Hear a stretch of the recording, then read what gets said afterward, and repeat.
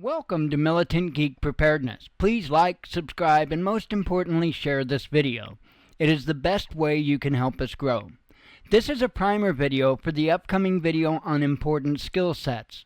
Please note that 99% of my preparedness was not learned from YouTube. I point that out because there is a ton of bad advice on YouTube, even by the large channels. I created what I call my preparedness priority list over a decade ago. It's pretty simple, but it goes like this. Number 1, spiritual preparedness. You will undoubtedly experience things beyond your control, things you may think you can never get through. You have to have something bigger than yourself to keep you focused and motivated to push forward. For me, it's Yahweh. Most of you know him as God. But it can be anything bigger than you. I've always told people that I didn't care if they worshiped their toaster, as long as their toaster wasn't telling them to do bad things. Number 2, mental preparedness. This is critical. It does not matter how much gear, skills, or knowledge you have. If you are a mental wreck, none of that will be of much help. You have to be able to remain calm and in control. How can you get more prepared mentally for hard times? The best way I have found is by reading preparedness novels. There are many bad ones out there, so let me point you to some good ones. Joseph Nirmaier's 7 Days, 14 Days, and 21 Days are my favorite 3. These are the most accurate from a psychological aspect. The Borrowed World series, and especially if you have a teen or young adult, the Locker 9 series from Franklin Horton. Of course, there is the well-known 1 Second After series from William Forstchen. I personally know Joseph Nirmaier, and he is an incredible human being. I will link those books below in the description and first comment as usual on YouTube and in the Facebook post. The good news is, all of those books are free to read with Amazon Kindle Unlimited except for one.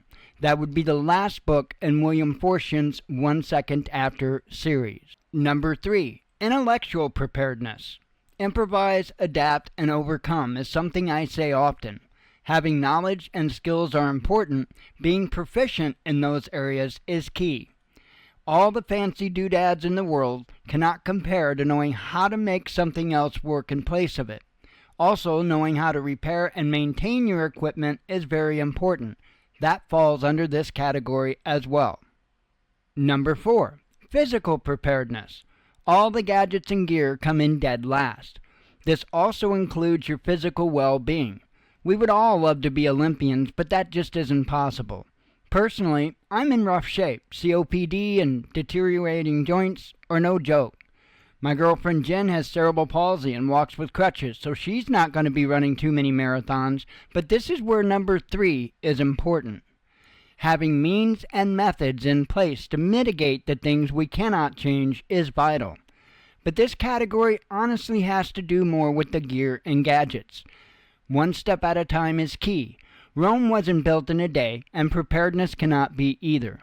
The number 1 first thing you should buy is a good water filter. I highly suggest the Sawyer Squeeze. You can get it at Walmart in the camping section or on Amazon. So many people die at the very beginning of a disaster/event because of a lack of clean drinking water and poor sanitation conditions. Mitigating that is a major game changer. Many preppers have this fantasy of hiding in their hole with their box of crackers. I make it sound ridiculous because it is ridiculous. That is not the way to approach it. Community is imperative. Many bad things have happened in many places throughout history, and while bad actors have certainly capitalized on that, there hasn't in all reality been an all-out Mad Max scenario, because that is not how human nature works. So instead of putting a focus on being able to take out the bad guys, put a focus on how to be an asset to your community.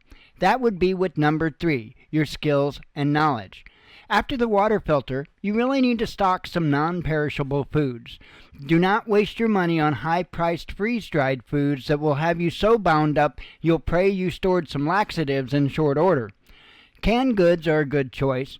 Walmart used to carry Bear Creek soups in a pouch, which is a good option if they still have them. Of course, rice, beans, canned meats, and do not forget seasonings. Rice and beans get old fast, so being able to change how they taste is important. Oats are a cheap breakfast item you can store back, as well as pancake mix. None of these items mentioned are suitable for long-term storage aside from the rice and beans. Make sure to have food put back. That is the one thing I personally cannot help others with.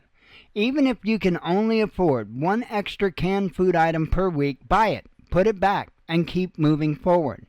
But aside from that, there are a ton of ways I can help even after a major event.